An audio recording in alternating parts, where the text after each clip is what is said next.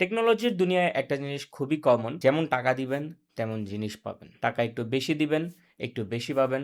টাকা একটু কম দিবেন, একটু কম পাবেন। কিন্তু একটি গরিব মানুষ হিসেবে আমার সবসময় কমে একটু বেশিই দরকার। আর বিষয়টা এমনও না যে কমে বেশি পাওয়া যায় না। জাস্ট বিষয়টা একটু রেয়ার। লাইক আমাদের আজকের মূল বিষয়বস্তু JEDEL KL81। আজ অনেকদিন মানুষ যখন ২-২.৫০০ টাকার মধ্যে কিবোর্ড সাজেশন চাইতো, ম্যাক্সিমামলি আমি Robitel G98 টা সাজেস্ট করতাম। কারণ ওই বাজেটে মোটামুটি একটা সলিড অপশন। কিন্তু রেকমেন্ড করলেও ওইটা আমার মনরে কিন্তু স্যাটিসফাই করতে পারে নাই। কারণ ওই একটাই, ওই যে কম দামে আমার সবকিছু দরকার। এখন বিষয়টা অত বেশি রিয়েলিস্টিক না হইলেও এই JEDEL KL81 হাতে পাওয়ার পর বিষয়টা অনেকটাই রিয়েলিস্টিক আমার কাছে। JEDEL KL81 একটা 81 কি এর কিবোর্ড, যার কিনা মূল আকর্ষণ গ্যাসকেট। কিবোর্ডটা কিন্তু মোটামুটি দেখতে যথেষ্ট সুন্দর। বক্সে একটা ডিজাইনের মধ্যে আসতেছে, চেরি প্রোফাইল কি ক্যাপ, সাইডে সুন্দর একটা সিলভার নব, যেটা কিনা 2200 টাকার বাজেটে তো ভাই এটাও মনে হয় আমি প্রথম দেখতেছি। বিল্ড কোয়ালিটির কথা বললে জিনিসটা যথেষ্ট সলিড। প্লাস্টিকের কিবোর্ড যেহেতু অবশ্যই ফ্লেক্স থাকবে। আপনি ভাইবেন না যে এটার বিল্ড কোয়ালিটি সলিড মানেই যে এটার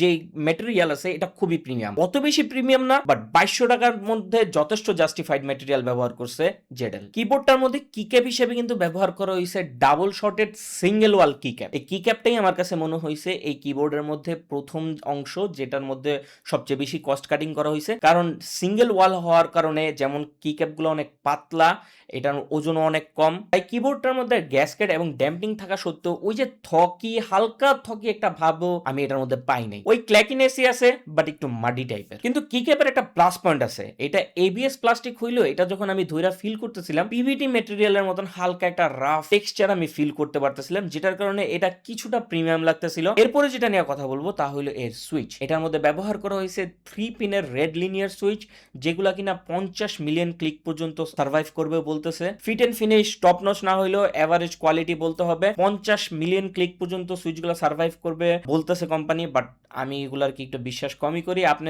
10 থেকে 20 মিলিয়ন পর্যন্ত ধরে রাখতে পারেন। কিবোর্ডটার মধ্যে পিসিবি হিসেবে ব্যবহার করেছে একটা 5 পিন বোর্ড, অর্থাৎ যে কোনো ধরনের সুইচ আপনি মোটামুটি লাগাইতে পারবেন। হল ইফেক্ট সুইচ না আর কি, 5 পিন সুইচ আপনি এটার মধ্যে লাগাই ফেলতে পারবেন কোনো ধরনের প্রবলেম ছাড়াই। এন্ড এই বাজেটের মধ্যে কিন্তু 5 পিন বোর্ড দেখাই যায় না বলতে গেলে। বোর্ডের বিল্ড ম্যাটেরিয়ালও তেমন খারাপ আমার কাছে মনে হয় নাই। বোর্ডের বিল্ড কোয়ালিটিও ভালো। মানদত্তারা মডেলের ওই একদম বাজে হলুদ বোর্ডগুলো এখানে ব্যবহার করে নাই, একটু হালকা কোয়ালিটিফুল বোর্ড ব্যবহার করছে। এবার কথা বলা যাক কিবোর্ডটার গ্যাসকেট নিয়ে। কিবোর্ডটার ভিতরে যে গ্যাসকেট সিস্টেমটা ব্যবহার করা হয়েছে এটা একটু স্টেপ, এটার মধ্যে থেকে আহামরি যে ফিডব্যাক আসতেছে ওরকম কিছু না, যেহেতু কিবোর্ডটার নিচে মোটামুটি পুরাপুরি হলোই বলতে পারেন আপনি। ড্যাম্পিং বলতে শুধুমাত্র একটা সুইচ কাট ফোম আছে। ওভারঅল গ্যাসকেটের যে বিষয়টা এটা আমার কাছে কিছুটা এরকম মনে হয়েছে যে নাই মামা থেকে কানা মামা ভালো। এরপরে কথা বলা যাক কিবোর্ডটার নব নিয়ে। নবের ফিডব্যাকটা আহামরি ট্যাকটাইল কিছু না।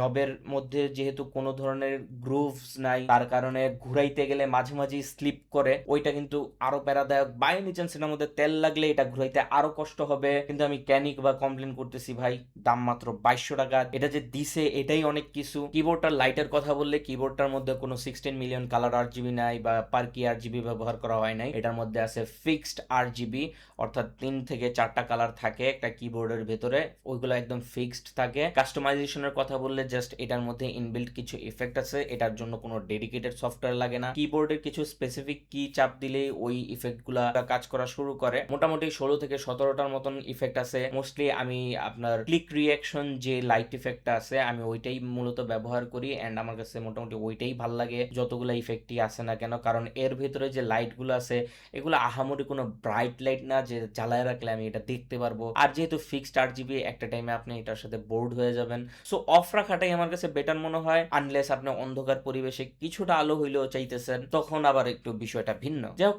এবার চলেন কিবোর্ডের সাউন্ড স্যাম্পলটা শুনে আসি।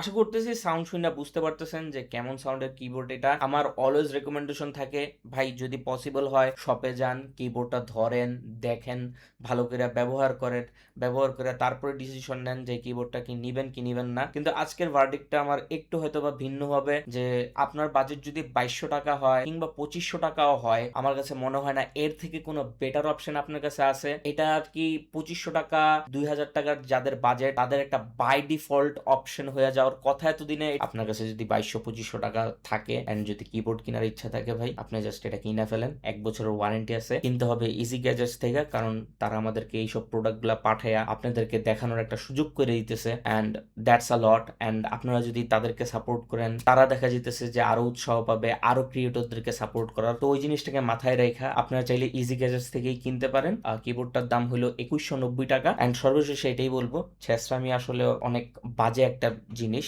যেটা আসলে মানুষ হিসেবে না করাটাই ভালো। বিশেষ করে যখন ভয়েড লেভের ভিডিও আপনারা দেখবেন, তখন এই কাজটা কিন্তু না করাটা অনেক উত্তম। কারণ আমাদের কিন্তু অনেক দিন পর, অনেক কষ্টের পর 1000 সাবস্ক্রাইবার হয়েছে।